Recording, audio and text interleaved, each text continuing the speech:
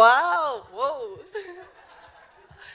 I've been here for 12 days, and I cannot be more excited to be here. No more long distance. I think we can all relate to the many hats and labels that we or society may have placed on ourselves in the different aspects of our lives. But underneath it all, we're really all only one thing, and that's love. So tonight I want to remind you all of that and help us connect to that piece of ourselves a little bit more. So I want to take a moment to just look at a few series of photos, and even all the other photos we saw of the beautiful nature in Montana and the prairies and all of that, and just feel in your body what that feels like. When I see these little babies, it makes me want to be like they're so cute. And I just feel an overall joy and bliss and like I want to open my heart up, and it just feels really good. So feel what that feels like for you in your body, because that's what you are. And maybe I should have wore a feather boa tonight, because that's me if you couldn't tell. But that's what we are. Babies don't know anything else other than love, because that's what we are as human beings. We are meant to live in our heart and to stay connected to that joy. But we experience pain. You know, we have all experienced pain in our lives from a young age all the way. I mean, it's unavoidable. So we learn to be who we think we need to be in order to, as one of my favorite chiropractors says, gain scraps of love and affection. So we all have the real us that we are with the people we love and feel safe with. And then we have the mask that we wear, because if we are to get hurt, if it's our mask, it doesn't hurt nearly as bad as when we're showing the real us. If you've gotten hurt and you really are being vulnerable, it's like, oh my gosh, that hurts so bad. So we try to protect ourselves. But eventually our light will totally just dim. And eventually maybe even go out. Maybe we don't even remember who we are anymore, because we're so focused on protecting ourselves. And when we are so focused on protecting ourselves, we also shut out the ability to receive love, which is the number one thing that a human needs to thrive and survive in this world. So I'm here to tell you that there is more. And I'm sure I can tell by the energy in the room that you all know that. You all, I feel, are experiencing that and living that.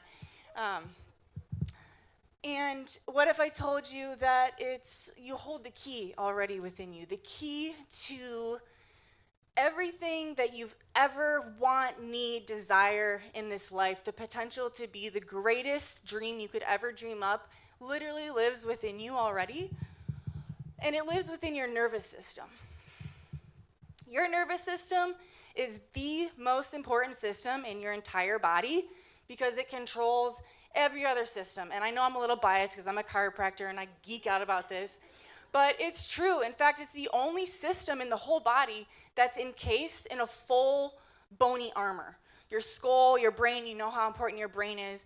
Your nervous system is just an extension of that. So your spine is fully protecting that. It controls everything from the way we digest, move, think, sleep, structure our lives, react to things. Most importantly, it's a sensory organ, like spidey sense. First, it's scanning for safety.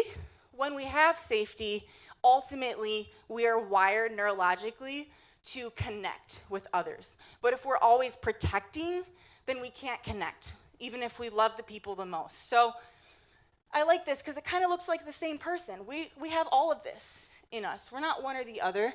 We have experiences that we carry that may help us perceive something in a certain way, and maybe another part that makes us a little scared.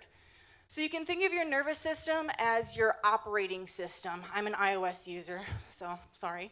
And it's passed down from generation to generation. It's kind of like the strategies on how to be a human, how to do this thing called life.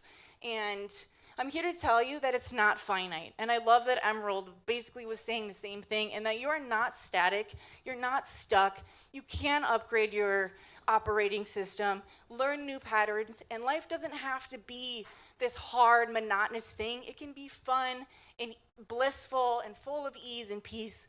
So for a moment, I want you to imagine it's the middle of July in Iowa, and you're wearing this, during this week especially.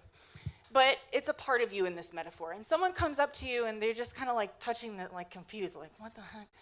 And you're like, oh my gosh, I didn't even realize I was wearing this. So you take it off and you put it down, and now you're just enjoying the sun with this lush rug. Because Einstein said that energy can't be destroyed or created, so instead, you reorganize it. You're like, I don't need this. This helped me in the polar vortex, but now I'm just gonna lay on it because that's the Midwest. And that is the beauty of reorganizational healing. Using energy that we have stored within our nervous system, within our muscles, within our ligaments, unwinding it so it becomes free energy, and then using it to learn new strategies so you can live through your heart and you don't have to be in fear, and you can be your most authentic self. You can take yourself on a coffee date and really get to learn who you are underneath that mask. Because, I mean, how many people have been there? I know I have, where I'm like, who even am I? I feel like I am the mask, but we are not the mask. And the reason why I'm so passionate about this is because when we let our own light shine, we illuminate the darkness for others. And when we illuminate the darkness for others, they can learn to let their own light shine. And it just keeps rippling. And that is how we make the world a better place. So I just want to ask you guys, who are you? Thank you.